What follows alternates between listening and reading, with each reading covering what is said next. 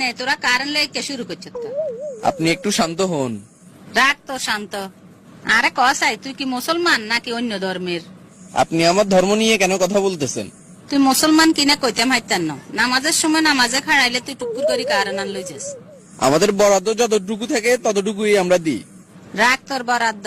তোরা কি তুই চাবা মারস? তোরা কচ দেশের উন্নতি করি এলারি, দেশের বলে সিঙ্গে ঘুরবা না আরি।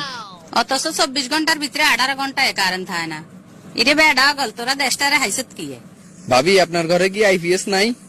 আইপিএস কি তোর বাপে নিলে? ভাবি আপনি গরম হবেন না, আমার কথাগুলো মনোযোগ দিয়ে শুনুন। দেখ ইয়ে কবি তা তাই ক। আমাদেরকে বকে তো লাভ নাই, আমাদের জন্য বরাদ্দ যতটুকু আছে ততটুকুই আমরা দিতে পারি। বরাদ্দ দিনের ভিতরে 18 ঘন্টায় কারেন্ট থাকে না। আইস এবারে কারেন্ট বিল লিখে নিতে আইস। বেডা গল, ঢাকা টাউনে কারেন্ট যায় না আর আমরা গ্রামের মানুষে কারেন্ট হাই না। এইদিকে গরমে হিট দই যাইয়ের।